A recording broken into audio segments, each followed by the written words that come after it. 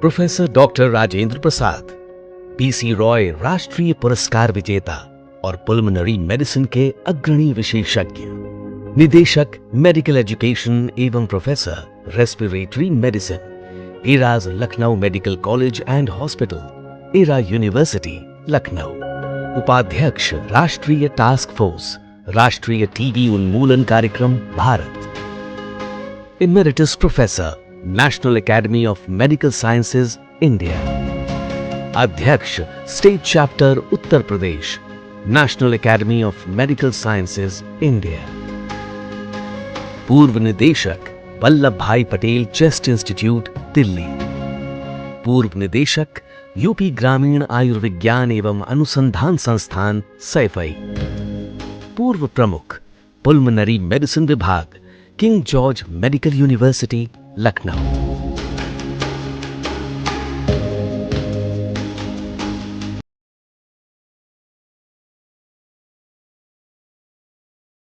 मैं डॉक्टर राजेंद्र प्रसाद हूँ। मेरा जन्म बस्ती जिले के एक छोटे से कस्बे मुंडेरवा बाजार में 17 फरवरी 1950 को हुआ। मेरे जन्म के बारे में मैंने एक बार अपने पिताजी से पूछा कि क्या मेरी डेट ऑफ बर्थ सही है, तो मुझे अंदाज लगा उनको भी कुछ पता नहीं था, लेकिन उन्होंने मुझे एक बात जरूर बताई कि शायद डेट ऑफ बर्थ थोड़ा बढ़ा 2 साल शायद बढ़ा के लिखा हुआ है, क्योंकि मैं जो दर्जा 1 से लेके 5, जब मैं प्राइमरी स्कूल मुंडेरवा में ही एक प्राइमरी स्कूल था, तो उसमें मैंने ये 5 क्लास 3 साल में पास कर दिया। तो मेरे को समझ में आता है ये पिताजी की बात शायद सही हो, क्योंकि मेरे साथ जितने पढ़ने वाले लोग थे, मैं भी कभी फेल नहीं हुआ जीवन में, तो सबका डेट ऑफ बर्थ 52 या 53 लिखी हुई है। खैर, फिलहाल पेपर पर 17 फरवरी 1950। जैसे मैंने बताया, मेरी प्रारंभिक शिक्षा दर्जा 5 तक एक वहाँ शुगर फैक्ट्री थी, उसका एक प्राइमरी स्कूल था, वहाँ से मेरी पढ़ाई हुई। फिर मुंडेरवा बाजार के बगल में जूनियर हाई स्कूल अहरा है, वहाँ से मैं दर्जा 6 से 8 यानी जूनियर हाई स्कूल उस वक्त कहते थे, वहाँ से मैंने किया। पिताजी हमारे बहुत सख्त थे। उनके जब मैं जूनियर हाई स्कूल में पढ़ता था, तो उनके क्योंकि बिजनेस था उनका, तो कई टीचर हमारी दुकान पे आते थे और पिताजी से बहुत अच्छी दोस्ती थी। तो अक्सर आज का ज़माना आप देखते हैं कि लड़के को अगर कुछ डांट दे तो पेरेंट्स शिकायत करते हैं। तो मैंने उनको देखा, कई बार हमने छुप के सुना कि देखते हैं ये जब मास्टर साहब आते हैं तो बात क्या करते हैं। तो हमने देखा पिताजी को कई बार हमने कहते हुए सुना, देखो भाई, उनका नाम था राम सुभग, देखो भाई राम सुभग, हमारी तुम्हारी दोस्ती अलग है, लड़का तुम्हारे यहाँ पढ़ता है, तो ये कभी मुरौवत मत करना कि वो हमारा लड़का है इसलिए उसे गलती करे तो नहीं डांटोगे। और उन जमानों में तो पिटाई भी होती थी कि नहीं पीटोगे, तो हम लोग समझ जाते थे भैया ये सख्ती कराएंगे। तो हमेशा कभी किसी टीचर का फेवर उन्होंने लेने नहीं दिया, बल्कि उनको कहते थे आप सख्ती करिए भाई, हमें तो पढ़ाना अपने बच्चों। फिर मेरे पिताजी ने, वैसे तो इंटरमीडिएट तक का स्कूल मुंडेरवा में था, लेकिन मेरे पिताजी की इच्छा थी कि मैं, हमारे से मुंडेरवा के 15 किलोमीटर दूर खलीलाबाद पड़ता है, जो बड़ा बाजार है, और अब तो वो जिला बन चुका है संत कबीर के नाम से, संत कबीर नगर के नाम से। तो वहाँ एक HR इंटर कॉलेज, बहुत ही मशहूर इंटर कॉलेजों में से बस्ती जिले का एक बहुत ही मशहूर कॉलेज है। हमारे पिताजी ने वहाँ पर हमको पढ़ाया।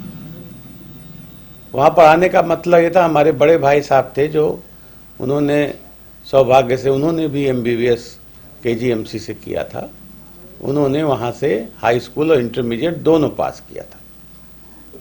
जब मैं हाई स्कूल का इम्तिहान दे रहा था, तो अक्सर मैंने देखा, पता नहीं क्या कुछ कोइंसिडेंस है, काफ़ी इम्तिहानों में मेरे को पहले कुछ बीमार हो जाता था।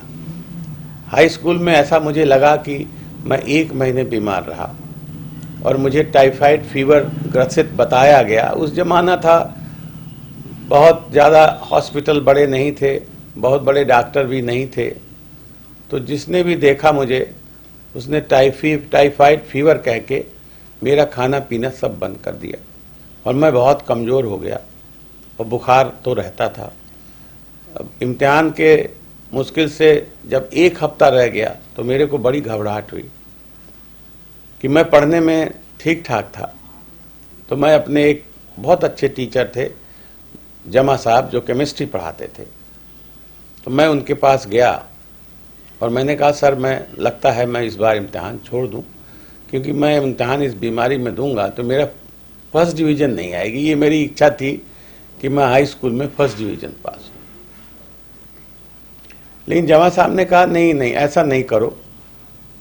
उन्होंने, चूंकि हमारे बारे में उनको ज्ञान था, उन्होंने कहा नहीं, आप इम्तिहान दीजिए और सब ठीक होगा। मेरे को बड़ा गुस्सा भी आ रहा था, क्या करूं। मैं नॉन वेज का उस जमाने में थोड़ा शौकीन था, तो खलीलाबाद में एक होटल था जो बड़ा मशहूर था, तो मैं जाके वहाँ मन भर पेट भर, क्योंकि 1 महीने से मेरे डॉक्टरों ने खाना बंद कर रखा था, तो मैंने मन भर के खाया और देखा खाने के बाद मेरी तबीयत सही हो गई। फिर मैं हाई स्कूल का इम्तिहान दिया और उस कॉलेज में मैं बायोलॉजी सेक्शन में मैं फर्स्ट डिवीज़न आया और वहाँ टॉप किया।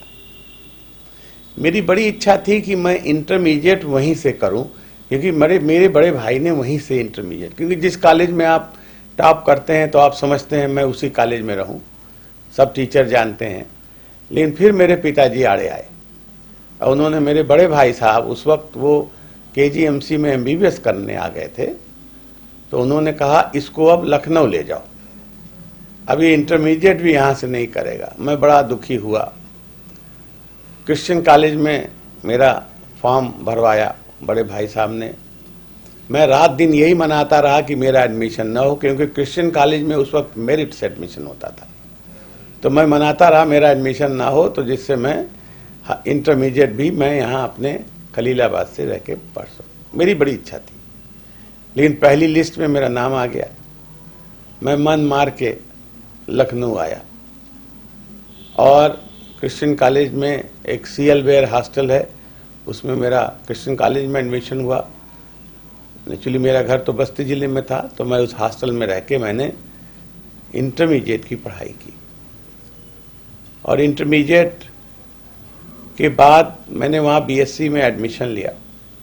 लेकिन उस बीच में कुछ बीमार पड़ा और फिर सन 70 में मैं BSc तो पूरा नहीं कर पाया बीमारी की वजह से, लेकिन उस साल मेरा PMT में सिलेक्शन हो गया, मेडिकल कॉलेज लखनऊ। पिताजी की बड़ी इच्छा थी और ये भी बताएं, जो भी मैं आज हूँ, मैं कभी कभी सोचता हूँ, क्योंकि मेरे पिताजी एक बिजनेसमैन थे, अच्छे बिजनेसमैन थे। मुंडेरवा में उनको, वो कपड़े के व्यापारी थे, होलसेल व्यापारी थे, और होलसेल कपड़े का उन दिनों में या तो बॉम्बे का मार्केट था, अहमदाबाद का मार्केट था या कानपुर का मार्केट था। तो यहाँ जब ये आते थे तो अपने दोस्त जो उनके उस गांव से यहाँ लोग रहते थे, उनसे ये बार बार पूछते थे कैसे डॉक्टर बना जाता है। उस कस्बे में कोई जानता ही नहीं था। तो खैर उनकी इच्छा थी कि मैं भी डॉक्टर बनूं। बड़े भाई साहब मेरे उन्हीं की इच्छा के अनुसार MBBS कर रहे थे और मेरा भी एडमिशन MBBS में हो गया। जब ये खबर उस कस्बे में पहुंची, कस्बे में आप जानते हैं आपस में जो घर थोड़ा आगे बढ़ता है तो उस घर के बहुत खैर ख्वाह नहीं होते लोग, कुछ उल्टी सीधी। जब मेरा लोगों ने बताया कि भाई इनका छोटा लड़का भी KGMC के MBBS वाले कोर्स में सेलेक्ट हुआ, तो बहुत लोगों ने कहा नहीं, ये तो आप झूठ बोल रहे हैं, ये जरूर कोई फार्मासिस्ट के कोर्स में गया होगा। मतलब मेरा कहने का मकसद ये है, वो समय ऐसा था, वो जगह ऐसी थी, किसी को ये बिलीफ ही नहीं होता था कि इनके दोनों लड़के केजीएमसी में एमबीबीएस वाले कोर्स में सेलेक्ट हो गए। मेरे भाई साहब 64 में सेलेक्ट हुए और मैं 70 में सेलेक्ट हुआ। उसके बाद मैंने सन 74 में अपनी एमबीबीएस की पढ़ाई केजीएमसी से पूरी करी। इंटर्नशिप 1 साल की होती है, वो भी मैंने केजीएमसी से किया। फिर अब आया जब मैं एमबीबीएस पूरा हो गया, इसी बीच में 75 में मेरी शादी के लिए पिताजी बात करने लगे जब मैं इंटर्न था। और मेरी शादी मेरी शादी 11 दिसंबर 1975 में सुल्तानपुर जिले के एक मुसाफिर खाना जगह है, जो उस वक्त अब तो अमेठी जिले में आ गया है, तो वहाँ एक एग्जीक्यूटिव इंजीनियर श्री श्याम बिहारी गुप्ता जी थे, उनकी बेटी से मेरी शादी हो गई। शादी की भी कहानी बड़ी दिलचस्प है। उन जमाने में लड़के लोग लड़कियों को देखने का प्रचलन कम था, फिर भी जाना शुरू किए थे लोग। और मेरे जो बड़े भाई साहब, चूंकि वो डॉक्टर थे, तो मेरे पिताजी ने, मेरे भाई की शादी में तो पिताजी देखने गए थे, और मेरी शादी जब बात चली तो मेरे बड़े भाई साहब को कहा गया भाई तुम देखाओ।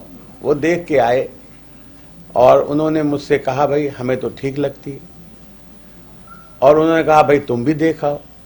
पिताजी ने भी कहा देखाओ भाई तुम भी। मैंने भाई साहब से पूछा आपने वहां कह के क्या आए हैं?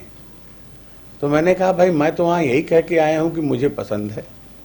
तो मैंने कहा भाई साहब अब मेरे जाने का कोई मतलब नहीं है, आपने एक बार कह दिया पसंद है तो पसंद है।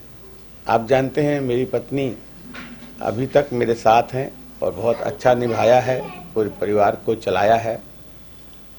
तो इस तरह से मैं इंटर्नशिप में मेरी शादी हो गई।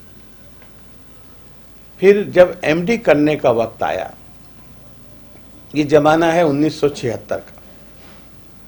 1976 में जो स्पेशलाइजेशन मैंने चूज किया, मेरे को सर्जरी में कोई इंटरेस्ट नहीं था। हमारे जमाने में मेरिट से एडमिशन होता था, और मेरिट में सबको पता होता था कि हमें कहाँ एमडी एमएस मिलेगी। तो मेरी मेरिट ऐसी थी, मैं अपने बैच के 10-15 लोगों में आता था, कभी फेल नहीं हुआ था। मेरिट ऐसी थी कि मैं कोई भी सब्जेक्ट ले सकता था। तो मैंने उस वक्त टीवी डिपार्टमेंट हुआ करता था, तो मैंने जब ये चूज किया तो उस वक्त टीवी डिपार्टमेंट हमारे जो खन्ना साहब उसके हेड थे, बहुत ही सख्त माने जाते थे। 4-5 सालों में एक एमडी मिलती थी, तो कोई इन विभागों की तरफ रुख नहीं करना चाहता था। लेकिन मेरे दिमाग में एक बात आई कि वहां मेरी मेरिट सबसे हाईएस्ट थी। मेरी मेडिसिन और पीडियाट्रिक्स में मेरिट बीच में आती थी, लेकिन इस डिपार्टमेंट में मैं सबसे ऊपर होता था। तो मेरे मन में आया अगर मैं इस विभाग में जाऊं और अगर सब कुछ भगवान ने ठीक रखा तो शायद मैं इस विभाग में चमक सकता हूं। ये मेरा आइडिया उस वक्त था। लेकिन जब मेरे बैच वालों को पता लगा, मेरे दोस्तों को पता लगा कि मैंने टीवी डिपार्टमेंट ऑप्ट किया है, तो वो लोग मेरे से गाली गलौज मारपीट पे आ गए। उन्होंने कहा पागल हो गए हो क्या? जब तुम्हें मेडिसिन मिल सकती है, पीडियाट्रिक्स मिल सकती है, तो तुम टीवी में क्यों जा रहे हो भाई? लेकिन मैंने कहा भाई मेरा मन हो रहा और मुझे जाने दो, और मैंने ज्वाइन किया। और अब मैं अगर मैं फ्लैशबैक में सोचता हूँ तो शायद वो चीज़ क्लिक भी की मेरे लिए। इस तरह मैंने सन 1976 में मैंने एमडी में एडमिशन लिया। पहले उस ज़माने में डीटीसीडी डिप्लोमा करना पड़ता था। उसकी भी एक कहानी हमारे खन्ना साहब ने, हम चूँकि हमारी मेरिट बहुत ऊपर थी तो हमने सोचा मैं डायरेक्ट एमडी कर दूं। लेकिन उस वक्त हमारे विभागाध्यक्ष खन्ना साहब ने मेरे बहुत डांट पिलाई और कहा डायरेक्ट जितने लोगों ने आज तक भरा किसी को एमडी नहीं मिली। तो मैंने कहा सर मैंने कोई आपका मैंने कोई अनादर नहीं किया, मैंने दोनों में भरा है, आपकी मर्जी। मेरी मर्जी तो यही है मैं एमडी कर लूँ सीधा। लेकिन खैर उन्होंने मुझे डीटीसीडी ही दिया, डिप्लोमा ही दिया। फिर मैंने डिप्लोमा किया 77 में, और 78 में मैंने फिर एमडी कर लिया। अब उस वक्त, अब सन 77 की बात है, जब मैं डिप्लोमा कर रहा था, तो मेरे बेटे डॉक्टर निखिल गुप्ता इस वक्त हैं, इनकी पैदाइश उस वक्त 2 जून 1977 में इसी में KGMC मेडिकल कॉलेज के अंदर हुआ। 1977 में जब मैं डिप्लोमा के फाइनल एग्ज़ाम में पहला फाइनल नहीं, मतलब उसका 2 पार्ट में होता था, पार्ट 1 में जब मैं बैठने हुआ तो उस वक्त मेरी तबीयत बहुत ख़राब हुई। मैं 2-3 दिन के लिए भर्ती भी रहा KGMC में। गले में अल्सर हो गया था, समझ में नहीं आ रहा था क्यों हो गया था, लेकिन मैं ठीक हो गया और मैंने इम्तिहान भी दिया। और उसी दौरान ये 2 जून 1977 को मेरे जो बेटे हैं डॉक्टर निखिल गुप्ता, उनका इसी KGMC में जन्म हुआ। फिर अब जब मैंने MD कर लिया तो अब मेरे समझ में नहीं आ रहा था कि मैं क्या करूं, क्योंकि उस वक्त KGMC में कोई असिस्टेंट प्रोफेसर या लेक्चरर का पद नहीं था। वैसे तो मैं टीचिंग जॉब में शुरू से ही बड़ा इंटरेस्टेड था और मैंने ये टीवी चेस डिपार्टमेंट में MD इसलिए किया भी था कि अगर मेरी मेरिट यहाँ अच्छी है, अगर मुझे ऐसा मौका लगा तो मैं टीचर बन सकता हूँ, क्योंकि हमारे उस ज़माने में मेडिकल कॉलेज में टीचर बनना एक बहुत बड़ी उपलब्धि मानी जाती थी। आज ऐसा नहीं है, उस वक्त ये बहुत बड़ी उपलब्धि मानी जाती थी। तो खैर एनी हाउ, मैंने अपने खन्ना साहब मान्य जो हेड ऑफ डिपार्टमेंट थे, जब मेरा MD पूरा हुआ, मेरी चीफ रेजिडेंसी उस वक्त कहते थे वो पूरी हुई, तो मैंने उनसे कहा कि मैं सर क्या करूं। तो उन्होंने कहा देखो भाई डॉक्टर राजेंद्र प्रसाद, मैं आपको इस विभाग में अभी तो कुछ दे नहीं सकता क्योंकि कोई पोस्ट है नहीं। और मेरी, क्योंकि ये मैं तब मिलने गया जब मेरी पहली पोस्टिंग प्रोविंशियल हेल्थ सर्विस में 31वीं बटालियन PAC रुद्रपुर जिला नैनीताल में उस वक्त आता था, वहाँ हुई थी। तो जाने से पहले एक बार मैंने अपने जो प्रोफेसर और हेड साहब थे उनसे पूछा कि मैं क्या करूं। तो उन्होंने कहा नहीं भाई जाके ज्वाइन करो, जब मौका लगेगा तो देखा जाएगा। और मैं चला गया, मैंने वहाँ 4 साल लगभग नौकरी करी और मैं जिस डेट को वहाँ ज्वाइन करने गया था उसी डेट में मेरा KGMC में सिलेक्शन हो गया। और ये पोस्ट जो आई ये भी एक बड़ा ही मैंने कहना चाहिए इसमें के पीछे बहुत बड़ी कहानी है। उन दिनों में जैसा बताया कि मैं 31वीं वाहिनी PAC का एक हॉस्पिटल था, उसमें पोस्टेड था। तो वहाँ पोस्टेड था तो हमारी PAC चली गई आसाम। PAC की पोस्टिंग होती है पुलिस, तो आसाम चली गई। तो एज ए डॉक्टर मैं भी चला गया। एक इंसिडेंस की बात है, उस वक्त ये ब्रिजलाल, जिसका आप लोग नाम बहुत सुनते होंगे, ये DG बने उत्तर प्रदेश के, वो नए नए IPS थे, मैं नया MD था। हमारी पोस्टिंग उन्हीं के हॉस्पिटल में, उस PAC की वो कमांडेंट है। तो उन्हीं के संग मैं गया और अचानक एक दिन कोई इन्फॉर्मेशन वहाँ आसाम में मांगी गई और फिर ब्रिजलाल साहब के संग हम लोग बैडमिंटन खेलते थे शाम को, क्योंकि वहाँ तो ज़्यादा काम हम था नहीं।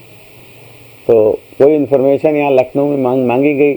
तो मैंने ब्रिजलाल साहब से कहा भाई ये इन्फॉर्मेशन मैं थोड़ा घूम भी आऊँ, कि मेरे वाइफ बच्चे सब लोग गए हुए थे, मैं घूम भी आऊँ। तो उन्होंने कहा ठीक है डॉक्टर साहब, ये इन्फॉर्मेशन भी उन ज़मानों में बड़ा ये मेल वेल का तो कोई सिस्टम था नहीं।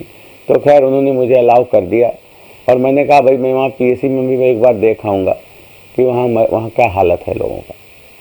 तो इस तरह मैं आया। तो और मैं नैनीताल लखनऊ से जा रहा था तो मैं डायरेक्टरेट ऑफिस चला गया, मेडिकल डायरेक्टरेट, जहाँ से ये फॉर्म बांटे जा रहे, मुझे कुछ पता नहीं था। तो मेरे वहाँ बाबूजी थे, उन्होंने कहा कि डॉक्टर साहब आप क्या लेक्चरर के फॉर्म भरने आए हैं क्या, फॉर्म भर के लाए हैं क्या? मैंने कहा भाई मुझे तो पता नहीं, मैं तो आसाम में था। बोले डॉक्टर साहब मंडे को लास्ट डेट है इसकी, तो ये फार्म आप ले लीजिए। और नैनीताल में चूँकि मेरी पोस्टिंग थी तो उसे गवर्नमेंट की पोस्टिंग थी, तो नो ऑब्जेक्शन लेके करना पड़ता है। तो मैं नैनीताल गया फॉर्म को लेकर के मैं मंडे, चूँकि एक दिन बाद लास्ट डेट थी, तो मैं फॉर्म लेकर के खुद आया और जमा किया और 3-4 हफ्ते में मेरा सिलेक्शन KGMC में हो गया। इस तरह मैं मई 1984 में मैं KGMC में आया। फिर केजीएमसी में आने के बाद मैं यही कह सकता हूँ, मैंने पीछे मुड़ के नहीं देखा। 1984 में मैं लेक्चरर बना, 1987 में असिस्टेंट प्रोफेसर बना दिया गया, 3 साल बाद बन जाते थे। फिर 97 में मैं हेड ऑफ डिपार्टमेंट बन गया, एसोसिएट प्रोफेसर ही रहते हुए, और 99 में मैं प्रोफेसर बन गया। इस तरह से मैंने इस विभाग में लगभग 41 साल काम किया, सन 76 से लेकर के और 2011 तक। मैं लगभग 15 साल इस विभाग का हेड भी रहा, और उसके बाद एक दिन अचानक मेरे को पता लगा कि मैं सैफई का डायरेक्टर बना दिया गया। मेडिकल इंस्टीट्यूट सैफई, जिसे हम लोग मिनी पीजीआई कहते हैं, तो वहाँ का डायरेक्टर मेरा सिलेक्शन हुआ।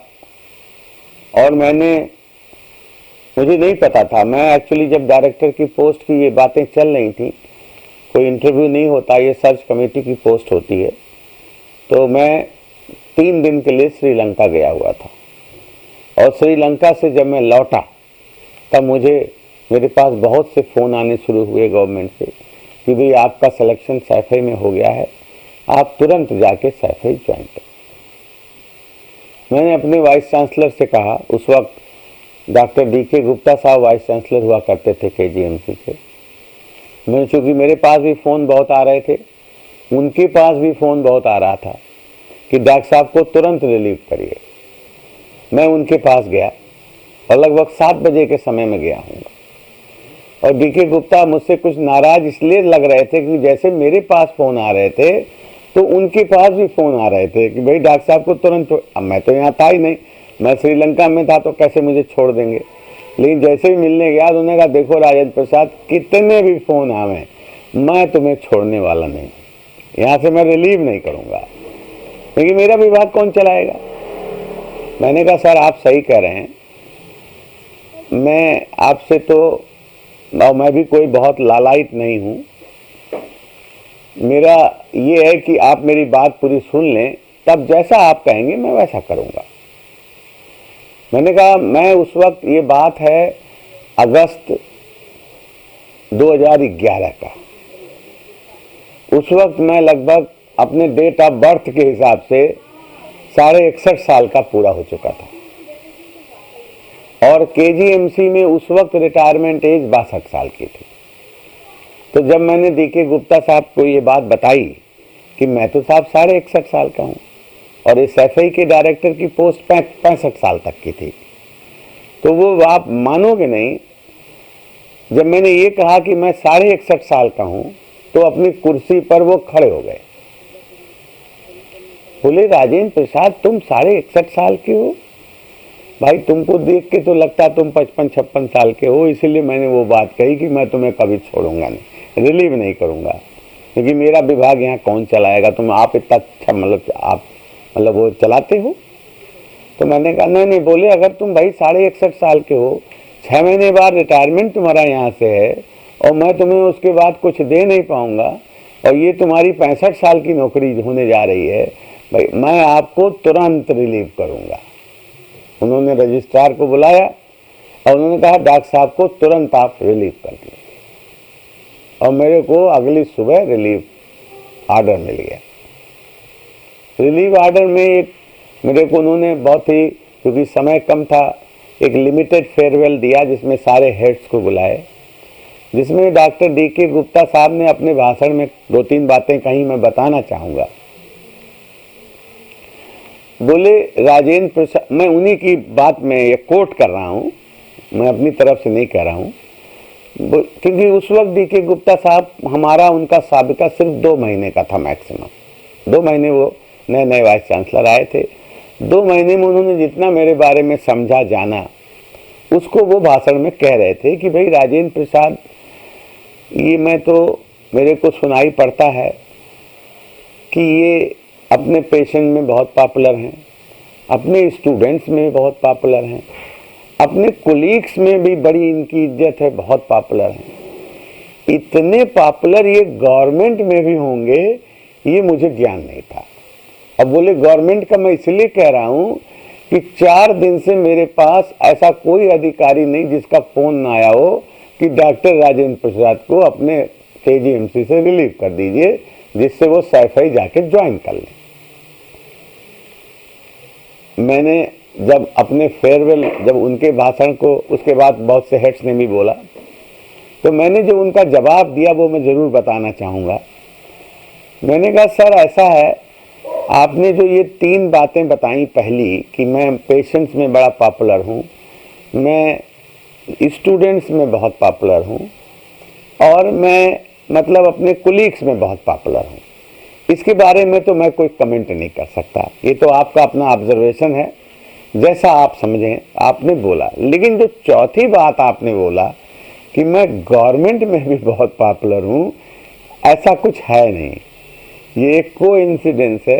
आप सारे हेड्स बैठे हुए हैं, आप पूछ लीजिए। मैं सुबह 9 बजे यहाँ आता हूँ और 4 बजे के बदले मैं यहाँ 5 और 6 बजे तक, क्योंकि उनसे भी मैं 7 बजे मिल रहा था, इसके मैंने मैं उस डिपार्टमेंट से ही मिलने गया। मैंने कहा मैं यहाँ 6-7 बजे तक अपने डिपार्टमेंट में बैठ के काम करता हूँ, मुझे कहीं पॉलिटिक्स नहीं करनी होती, मुझे कहीं गप्पे नहीं मारनी होती है, और ना मैं सरकार के भी बहुत चक्कर लगाता हूँ। इसलिए साहब इस बात से मैं आपके वाकिफ़ नहीं हूँ कि मैं सरकार में भी बहुत पॉपुलर हूँ। ठीक है, लोग मुझे जानते होंगे, लोग मुझे फ़ोन कर रहे हैं, मुझे भी कर रहे हैं। तो इस तरह से वो फेयरवेल हुआ। मेरा फेयरवेल 11 बजे हुआ था। सैफई में जब मैं डायरेक्टर बना तो सैफई से कुछ लोग आए भी मेरे पास, एडमिनिस्ट्रेशन के कुछ ठेकेदार भी आए कि साहब सैफई में आपको ज्वाइन करना। मैंने उनसे ज़्यादा बात नहीं करी क्योंकि मैं उन लोगों को जानता नहीं था। मैंने कहा भाई, बोले साहब मैं गाड़ी लाया हूँ, आप चलिए ज्वाइन करने। तो मैंने कहा भाई अभी तो मैं यहाँ से रिलीव ही नहीं हुआ हूँ, तो मैं कैसे ज्वाइन करने चलूँगा, इसलिए आप लोग जाइए और जब मैं आऊँगा तो मैं आपको फ़ोन से यहाँ से सूचित कर दूँगा। तो मैं उसी दिन 11 बजे मेरा फेयरवेल हुआ, मेरा रिलीव हुआ। मैं 4 नून में रिलीव किया गया और मैं सैफई मैंने जो है वो ये जानबूझ के कुछ अंदाज़ा लगाते हुए हमने अपने और अपने वाइफ का शताब्दी से मैंने रिजर्वेशन कराया। शताब्दी इटावा तक जाती है और इटावा से फिर सैफई में तो वो लोग लेने आ ही जाएंगे, इतना तो मुझे ज्ञान ही था। 2.5 घंटे में मैं इटावा पहुंच गया और मैंने वहाँ इन्फॉर्म कर दिया। बहुत अच्छा वेलकम उन लोगों ने मुझे इटावा स्टेशन पर किया और मुझे वहाँ ले गए सैफई में। और मैंने अगले दिन, ये बात है लगभग 5 तारीख का, और 6 तारीख को मैंने सुबह वहाँ ज्वाइन कर लिया। ज्वाइन करने के बाद क्योंकि मेरी वाइफ भी गई थी तो हम लौट रहे थे। हमको ज्वाइन करने के बाद हमारी मुलाकात जो हमारे medical education minister Shri Lalji Verma उस वक्त हुआ करते थे, क्योंकि हमारे गवर्निंग बॉडी के वो चेयरमैन थे सैफई के, तो ज्वाइन करने के पहले मैं उनसे मिलने गया लखनऊ, उनके घर पर, उनके आवास पर। और आवास पर गया तो उन्होंने मुझे 2-3 हिदायतें दी। ये कहा कि भाई देखो डॉक्टर साहब, आप मतलब सैफई में पोस्ट हुए हो, जाके भाई ठीक से काम करिए वहाँ। और मैं ये 2 बात आपसे कहूँगा, एक तो आप मायावती जी से, क्योंकि उस वक्त मुख्यमंत्री मायावती थी, और एक आप मुलायम सिंह जी से मिल लीजिएगा। तो मैंने ज्वाइन करने के बाद सबसे पहले इन दोनों लोगों से मिलने की, कर्टसी कॉल करने की कोशिश करी। मायावती जी से तो अपॉइंटमेंट उस वक्त नहीं मिला, लेकिन मैंने मुलायम सिंह जी को, मैं दोनों में से किसी को नहीं जानता था। तो और जब मैं वहाँ से लौट रहा था सैफई से ज्वाइन करके, वो सैटरडे का दिन था, सैटरडे हाफ डे होता है, तो ज्वाइन करके मैं लखनऊ आ रहा था और मैं सोचा मैं मुलायम सिंह की मुलाकात को ज़रूर मैं यहाँ कोट करना चाहूँगा। तो मैं चूँकि उनको जानता नहीं था, लेकिन हमारे स्टूडेंट 2-3 पढ़ाए हुए थे जो उनके परिवारों से रिश्ता रखते थे वो लोग। तो मैंने उन लोगों से पूछा भाई कि केजीएमसी में रह के इस तरह की कोई ज़्यादा पॉलिटिक्स होती नहीं थी, भाई कैसे मिला जाता है, कैसे अपॉइंटमेंट फिक्स कराया जाता है। उन्होंने एक नंबर दिया, और नंबर दिया तो मैंने उनको बताया भाई मैं डॉक्टर राजेंद्र प्रसाद हूँ, मैंने सैफई का डायरेक्टर ज्वाइन किया है, मैं मुलायम सिंह जी से मिलना चाहता हूँ, अब आज मैं लखनऊ आ रहा हूँ। अगर मुझे कल सुबह का समय मिल जाए तो हम मुलाकात हो जाएगी। तो वो बाय द वे उसने कहा डॉक्टर साहब अभी तो मुलायम सिंह जी सो रहे हैं, जगेंगे तो मैं उनको बता दूँगा। और जैसे मैं सैफई से चला लगभग 2:30-3 बजे, यहाँ आते आते मुझे 5:45 बज गया होगा। जैसे मैं कमांड ये मतलब कंटोनमेंट एरिया में कमांड हॉस्पिटल के पास पहुंचा मेरी गाड़ी, अब मैं अपने सरकारी गाड़ी से था, तो पहुंचा तो मेरे पास फ़ोन उसी जिसको मैंने फ़ोन किया था अपॉइंटमेंट के लिए, उसका फ़ोन आया कि साहब मुलायम सिंह जी जग गए हैं। मुलायम सिंह जी को नेताजी भी कहते हैं, जग गए हैं और मैंने आपकी बात बताई और उन्होंने कहा कि उनको रात को 8:30 बजे दिल्ली जाना है। तो मुलायम सिंह ने इच्छा जाहिर करी, अगर आप इस वक्त लखनऊ में आ चुके हैं तो आप इसी वक्त मिलने आ जाइए। मैं कभी मिला नहीं था, मैं घर भी नहीं जानता था उनका, लेकिन चूंकि मेरा ड्राइवर जो सरकारी गाड़ी थी वो ड्राइवर जानता था क्योंकि ये लोग सैफई के रहने वाले थे, वो सीधा मेरे उनके घर ले गया। मैं घर नहीं आया, मैं सोचा था घर जाके नहा धो के तैयार होके जाऊंगा, लेकिन चूंकि ये मुझे मिला तो मैं गया। मैं चूंकि गेट पे जैसे मैं पहुंचा उनके, तो जो गेट का जो दरवान था उसने हमारे ड्राइवर से पूछा क्या डॉक्टर साहब डायरेक्टर सैफई हैं? तो ड्राइवर ने कहा हाँ। तो उन्होंने गेट खोल दिया, गाड़ी मेरी उनके आवास के अंदर गई और वहाँ भी इंस्ट्रक्शन था जैसे ही डायरेक्टर साहब आए, मैं जहाँ भी बैठा हूँ आप वहीं उनको ले आइए। जैसे अक्सर हमने देखा है कि कई लोगों से हम लोग मिलते हैं तो ड्राइंग रूम में बैठाते हैं और फिर जाके आपको मुलाकात होती है, लेकिन इनका कुछ इंस्ट्रक्शन दे रखा था डायरेक्टर साहब, शायद उनको भी जल्दी थी और या उनका मिलने का स्वभाव यही होता हो। वो मेरे को सीधा ले गया जहाँ वो बैठे थे, वहाँ कई और लोग बैठे थे। तो उन्होंने उनसे कहा भाई थोड़ी देर हम डायरेक्टर साहब हमारे हैं, इनकी मेरी वाइफ भी साथ में थी, ये वाइफ है इनकी, तो मुझे इनसे 10-15 मिनट बात करना, आप लोग दूसरे कमरे में बैठ जाइए। बहुत ही चाय पिलाई, बहुत कायदे से बात करी। उन्होंने कहा डॉक्टर साहब कोई बात नहीं, आप वहाँ चलाइए, हम लोगों का पूरा सपोर्ट है। इस तरह से उनकी मुलाकात मुझे आज भी याद रहती है कि कैसे कितनी आसानी से मुलाकात हुई थी। तो इस तरह से सैफई का भी लगभग मेरा 1.5 साल का काम पूरा हुआ। इसी बीच में अचानक एक दिन मुझे पता लगा कि मेरा अपॉइंटमेंट वल्लभ भाई पटेल टेस्ट इंस्टीट्यूट जो दिल्ली में है, जो चेस्ट का सबसे बड़ा इंस्टीट्यूट माना जाता है, वहाँ के डायरेक्टर पद पर मेरा सिलेक्शन है। इस तरह से जब मैंने सैफई का अपना लगभग 1.5 साल का कार्यकाल पूरा करके मैं पटेल चेस्ट इंस्टीट्यूट का डायरेक्टर 21 नवंबर 2012 को मैं दिल्ली जा करके और पटेल चेस्ट इंस्टीट्यूट का डायरेक्टर बना।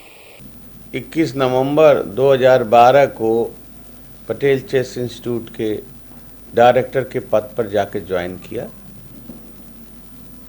जब मेरा पटेल चेस्ट के डायरेक्टर पद का इंटरव्यू हुआ था तो मुझसे एक सवाल पूछा गया था कि आप सैफई के ऑलरेडी एक इंस्टीट्यूट के डायरेक्टर हैं, आप यहाँ क्यों आना चाहते हैं?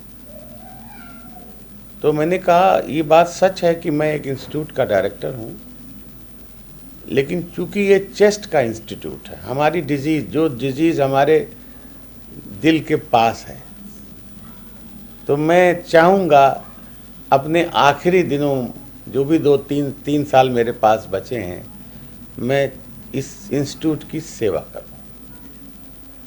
ये शायद उन लोगों को भा गया और मेरा सिलेक्शन, क्योंकि मेरे पास समय बहुत कम था। मैं ऑलरेडी 62 साल का हो चुका था और चूंकि मैं एक डायरेक्टर था तो लेकिन मेरा सिलेक्शन हुआ, मैंने जाके ज्वाइन किया और मैंने अपनी भरसक कोशिश करके उस इंस्टीट्यूट को, जैसा मैं भी बता चुका हूँ कि चेस्ट डिजीज़ मेरे दिल के पास रहती है, तो मैंने दिन रात मेहनत करके मैंने जितना मैं कर सकता था उस इंस्टीट्यूट को मैंने आगे बढ़ाया। मैं 28 फरवरी 2015 को जब मैं 65 साल का पूरा हुआ तो मैं पटेल चेस इंस्टीट्यूट से रिटायर हुआ। मेरा फेयरवेल वहाँ किया गया।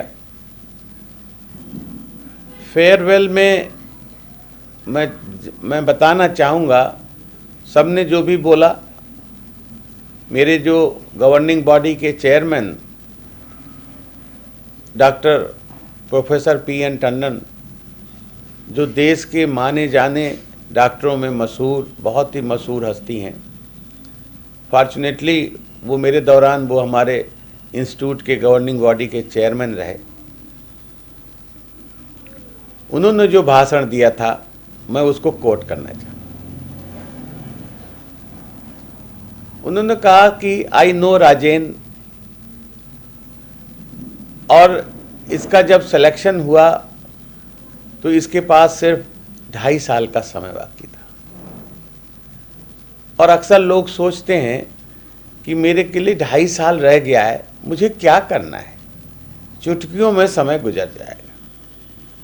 लेकिन जो टंडन साहब ने अपने मुंह से बात कही कि बोले लेकिन इसने जितना मेहनत किया ये मैंने कभी इतना सोचा नहीं था।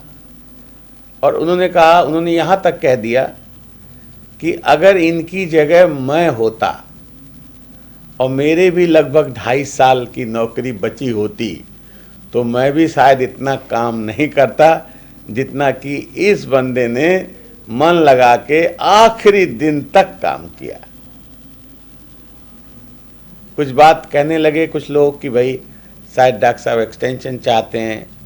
विश्वविद्यालय में भी इंटरव्यू नहीं हुआ था नए डायरेक्टर का। हमारी वाइस चांसलर साहब से भी मुलाकात हुई चाय पर रिटायरमेंट के पहले।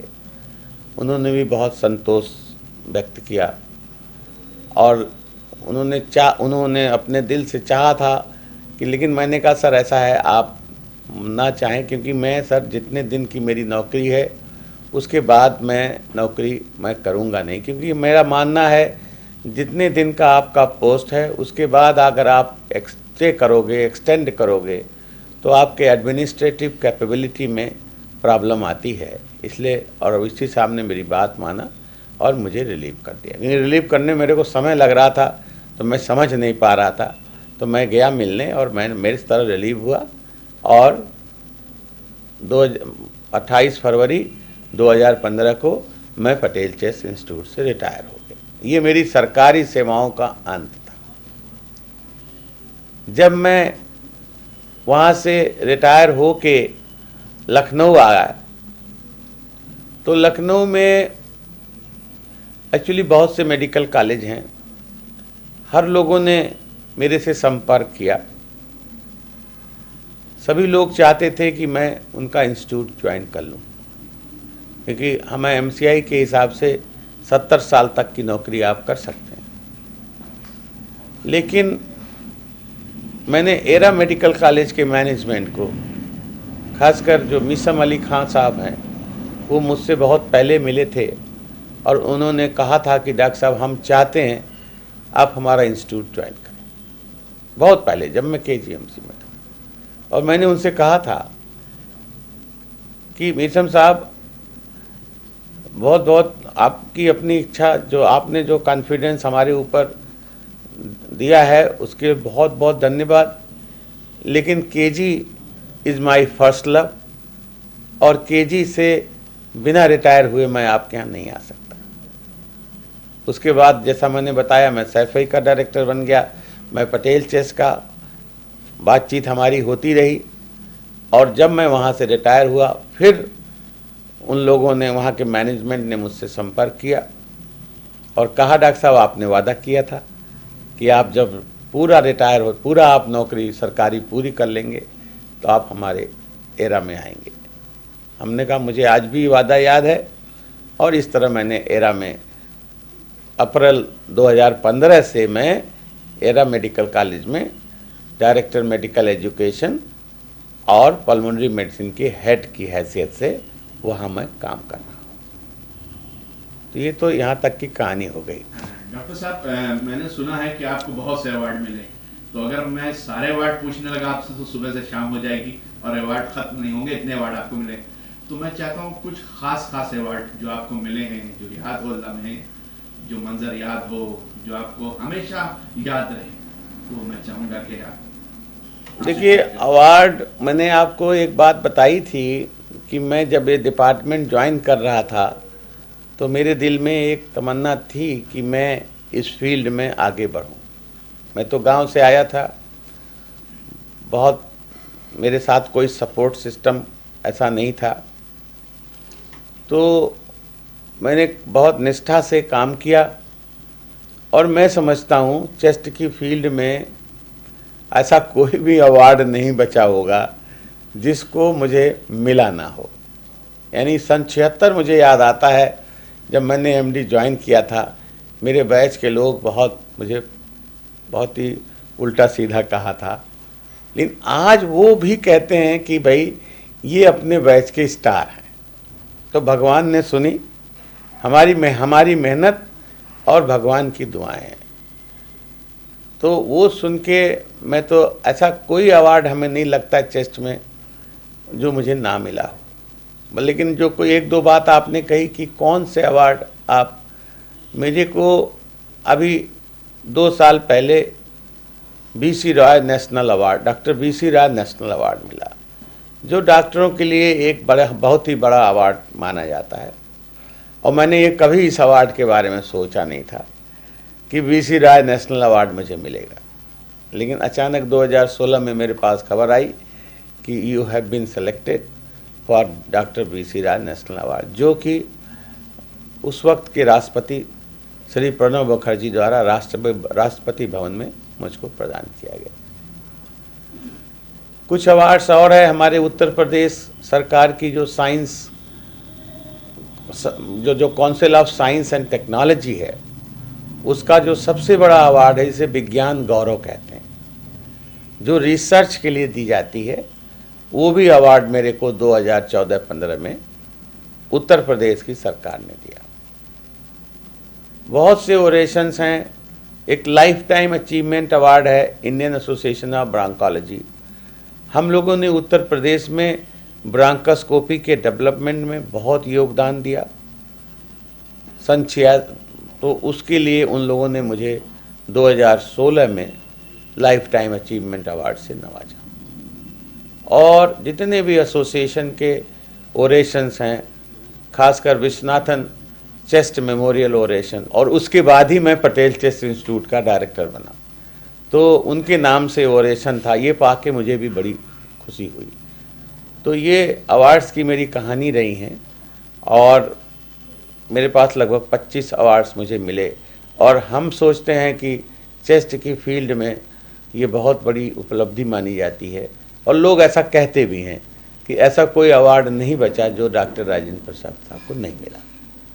अच्छा डॉक्टर साहब, मैं ये आपसे जानना चाहता हूँ कि मैंने सुना है कि आप जिस वक्त तालीम हासिल करते थे, जिस हॉस्टल में रहते थे, बाद में वहाँ के वार्डन बन गए, ये सब किस्सा? हाँ, मतलब एक्चुअली मैं जब 1970 में आया एज ए स्टूडेंट, तो उस वक्त फर्स्ट ईयर का स्टूडेंट टीजी हॉस्टल में रहते थे।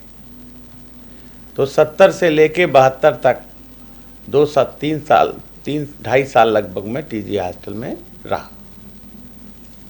और जब मैं सन 84 में लेक्चरर के पद पर नियुक्त हुआ, तो हमारे जो हेड थे डॉक्टर खन्ना साहब, वो उसी समय प्रिंसिपल बन गए। तो मैंने उनसे एक ही विनती करी थी कि सर, मेरे पास लखनऊ में कोई जगह नहीं है, मेरे पास रहने की कोई जगह नहीं। उस वक्त केजीएमसी में इस फैकल्टी के रहने की बहुत कम जगह थी। तो मैंने उनसे रिक्वेस्ट करी, तो उन्होंने कहा देखेंगे। मैंने बताया मई 1984 को मैं लेक्चरर ज्वाइन किया, और एक दिन मुझको अक्टूबर के महीने, मुझे आज भी याद है कि उस वक्त इंदिरा गांधी जी का मर्डर हुआ था 1984 में। तो मुझे खन्ना साहब ने एक दिन अपने ऑफिस में बुलाया, डिपार्टमेंट में ही, कि भाई राजेंद्र प्रसाद, तुम टीजी हॉस्टल के असिस्टेंट वार्डन बनोगे। मेरा यकीन करिए, मैंने कभी ये ख्वाब तो देखा था कि मैं मेडिकल कॉलेज में लेक्चरर बन जाऊंगा।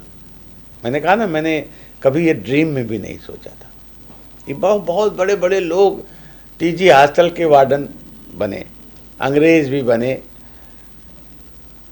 नवाब लोग भी बने, बड़े बड़े लोगों का नाम आता था। मैं सोचता था मैं वहाँ कहाँ जाके काम कर पाऊँ। तो मुझे लगा कि इनको ये कुछ घबराए से हुए हैं। उन्होंने कहा ठीक है भाई, तुम 24 घंटे का समय देता हूँ और कल सुबह आके तुम मुझे बता देना कि तुम बनना चाहते हो कि नहीं। तो मैं थोड़ी देर खड़ा रहा, फिर मैंने उनको तुरंत जवाब दिया। मैंने कहा सर ऐसा है, 24 घंटे का मैं समय इसलिए नहीं लूँगा क्योंकि मेरी रात की नींद हराम हो और मैं सोचूं कि मैं हाँ कहूँ कि ना कहूँ। तो साहब मैं आपके ऊपर छोड़ता हूँ। आप अगर समझते हैं कि मैं वो काम कर पाऊँगा और वो मेरे हित में है और कॉलेज के हित में, हॉस्टल के हित में है, तो मैं डिसीजन आप पे छोड़ता हूँ। मैं 24 घंटा आपको इंतज़ार नहीं करूँगा। खैर इतनी बात कह के 10 बजे हमारे वो हेड साहब प्रिंसिपल ऑफिस जाते थे। उनकी प्रॉम्प्टनेस देखिए, 10:15 बजे, जैसे 10 बजे हो गए, मेरे ख्याल से उन्होंने ऑर्डर टाइप कराया होगा, 10:20 या 25 पर प्रिंसिपल ऑफिस का चपरासी मेरे को ऑर्डर वो रिसीव करने आ गया कि doctor Rajendra Prasad has been appointed assistant warden of T G hostel with effect from today. तो उनकी आज भी हम याद करते हैं उनकी प्रॉम्प्टनेस, पूरा कॉलेज याद करता उनकी प्रॉम्प्टनेस। और मैंने जब आ गया तो मैंने फिर अपना हाँ भरा, क्योंकि अब तो मैं पीछे नहीं हट सकता था। तो उन दिनों में क्या था कि वहाँ का जो घर था वो तैयार नहीं था, क्योंकि घर बहुत दिनों से खाली था। तो मैं सोच रहा था थोड़ा घर का हो जाए तब मैं जाऊं। लेकिन उन्हीं दिनों इंदिरा गांधी जी का मर्डर हुआ था। तो हॉस्टल में कुछ कभी कभी इस एरिया में बवाला, टीजी हॉस्टल आप जानते हैं, थोड़ा बवाले वाले वहाँ फर्स्ट ईयर के लड़के भी रहते थे। तो डॉक्टर साहब ने मुझसे कहा तुरंत ज्वाइन करिए।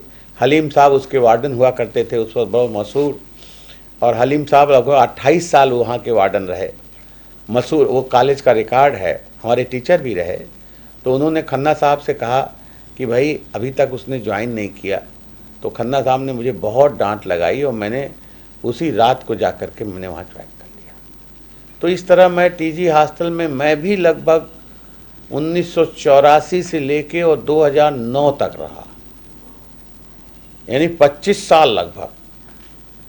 और हलीम साहब अपने भाषणों में कहते हैं कि मेरा रिकॉर्ड जो है राजेंद्र प्रसाद साहब तोड़ते अगर ये सैफई और अगर केजीएमसी से सैफई ना चले गए होते।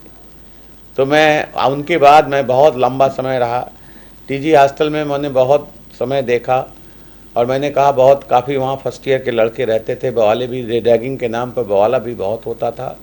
लेकिन भगवान की मेहरबानी थी, हम लोगों के 25 साल के कैरियर में कभी भी टीजी हॉस्टल में मुझे ऐसा कोई इंसिडेंस नहीं याद है कि जो बहुत कोई बवाले वाला रहा। एक बार ज़रूर हुआ, एक हॉस्टल का एक वाकया याद आता है। डीआर सिंह साहब हमारे वार्डन थे उस टाइम और मैं उनका असिस्टेंट वार्डन था। कुछ शरारती लड़कों ने टीजी हॉस्टल में होली के पहले कुछ कुर्सियों में आग लगा दी, कुर्सियां लगा के आग लगा दी। तो हम कहीं बाहर गए थे, लौट के आए तो हमारे वार्डन साहब ने कहा राजेंद्र प्रसाद बड़ा बवाला हो रहा हॉस्टल में। हमने कहा साहब होली है, ये तो है चक्कर, कुछ लड़के बदमाश थे, हर बैच में होते हैं। तो डीआर सिंह साहब ने क्या किया जाए, हमने कहा सर ऐसा है प्रिंसिपल के पास चलते हैं, इसका बिना ऐसे तो रोकथाम हो नहीं पाएगा। तो हम लोग प्रिंसिपल के पास गए 4 बजे लगभग शाम को। उस वक्त प्रिंसिपल मैडम पीके मिश्रा हुआ करती थी। हम लोगों ने उनको सारी बात बताई कि मैडम रात को कुछ शरारती लड़कों ने हॉस्टल में कुर्सियां जला दी हैं और आज मुझे ऐसा सुनाई पड़ रहा आज भी आग लगाएंगे। तो मैडम तो कहते हैं आप लोग क्या चाहते हैं? हमने कहा साहब हम लोग दो चीज़ चाहते हैं, एक तो ये चाहते हैं कि पुलिस लगा दी जाए वहाँ पर, क्योंकि आग वाग लगेगी तो बड़ा परेशानी हो जाएगा, और दूसरा हम ये चाहते हैं कुछ जो शरारती लड़के जिसको हम लोग पहचानते हैं उनका सस्पेंशन ऑर्डर। पहले तो नहीं तैयार हुई, लेकिन फिर हम लोगों का जब इंसिस्ट किया कि इसके लिए इसके बिना हॉस्टल चलाना, तो हुआ क्या, 25 लोगों का सस्पेंशन ऑर्डर हम लोगों ने आधे घंटे के अंदर सर्व करवा दिया। आज भी मैडम को हम याद करते हैं। और जब हॉस्टल में रात को 8:30 बजा, क्योंकि मैं घर मेरा उसी कैंपस में था, तो चपरासी ने आके कहा कि साहब पूरा 250 लड़कों का हजूम आपके घर पे आ रहा, 250 लड़का। तो चपरासी भी डरा भाई, उस वक्त पुलिस, लेकिन पुलिस हमने अपॉइंट कर रखा था, लेकिन घर में तो नहीं थी पुलिस। तो हमने कहा कोई बात नहीं, हमें डरने की बात नहीं, उन्हें आने दो। और वो मेरे घर पे आए, मैं दरवाज़ा खोल के उनसे मिला, और जैसे ही मैं बाहर निकला, आगे के जो 20-30 लड़के रहे होंगे सब मेरे पैर पर पड़ गए। तो मुझे बड़ी खुशी हुई कि किसी तरह का बवाला नहीं होगा। तो हमने कहा क्या हुआ भाई तुम लोग, हमने थोड़ी अनभिज्ञता जाहिर करी, सस्पेंशन तो हम ही लोगों ने कराई थी। ये भाई हॉस्टल में मेंटेन करने के लिए ना ऑर्डर, कभी कभी डिसीजन लेने पड़ते। तो हमने कहा भाई क्या हुआ, बोले सर हम 30 लोग सस्पेंड हो गए। हमने कहा क्यों सस्पेंड हो गए, बोले साहब वो कुछ आग उग लगी थी साहब, हम लोग तो थे नहीं। हमने कहा भाई देखो भाई, उन जमानों में कोई कैमरा तो होता नहीं था, तो उन जमानों में तो ऐसे ही जो शरारती तत्व तो थोड़े बहुत होते उनका नाम दे दिया जाता। हमने कोई बात नहीं। एक लड़के का मुझे अभी भी याद हो, कहता था सर मैं तो रात को सिनेमा देखने गया था, मेरे पास टिकट है। एक लड़के ने मुझे बस का टिकट दिखाया, एक लड़के ने ट्रेन का टिकट दिखाया। हमने कहा रख के रहो सब, ये जब इंक्वायरी होगी ना तुमको इसमें मदद मिलेगी। तो इस तरह से कभी कभी हॉस्टल में बवाले होते थे, हम लोग मेहनत करके उसको कंट्रोल करते थे, लेकिन ज़माना दूसरा था, लड़के कंट्रोल भी हो जाते थे। तो इस तरह से मैं वार्डन बना, और बड़े अच्छे खट्टे मीठे सभी अनुभव हैं, लेकिन बहुत अच्छे अनुभव हैं।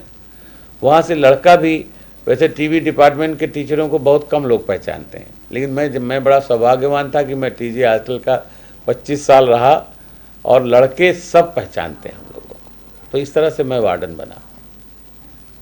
हम लोग हर साल उनकी याद में स्वर्गीय गोपी चंद मेमोरियल जागरूकता और कैंप करते हैं। यानी हम पहले तो लोगों को जागरूक करते हैं, खासकर सब तरह की बीमारियों को क्या करें क्या ना करें, और फिर हम करते हैं।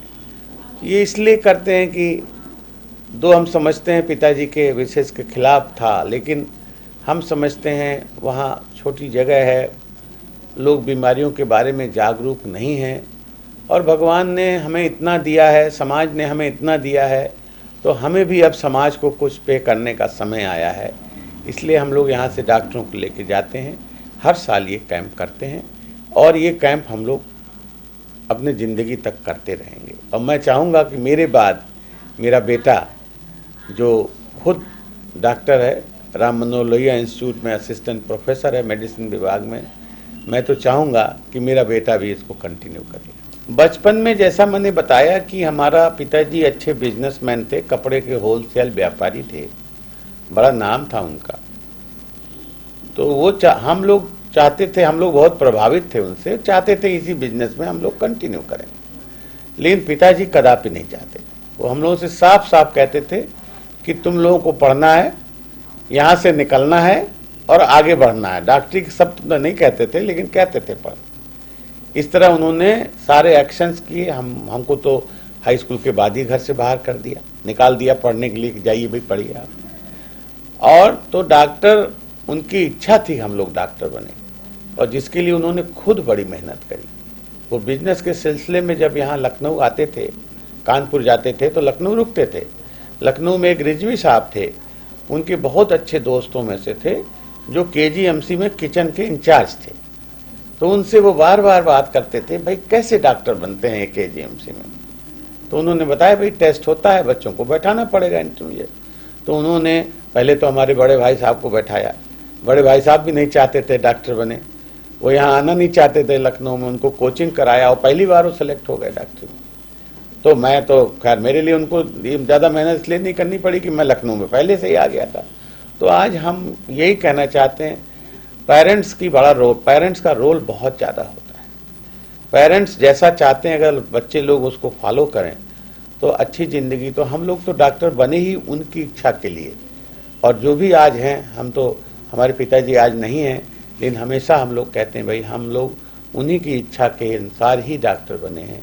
और आज अगर वो हमारे सामने रहे, हमारे साथ 20 साल रहे, जब मैं टीजी हॉस्टल में वार्डन था, वो बहुत खुश होते थे। और कोई मरीज अगर बस्ती से आता था अपने ज़िले से तो इतना पूछता था, इतना पूछते थे, इतना प्यार करते थे। हमें थोड़ी सी देर होती थी तो हमको डांटते थे, आके तुरंत देखो क्यों देर कर रहे हो। और आज भी मरीज जब आते हैं तो कभी कभी मुझसे पूछते हैं पिताजी आपके कहाँ गए, तो हमने भाई अब तो नहीं रहे हो। मैंने अपने अनुभवों से सीखा है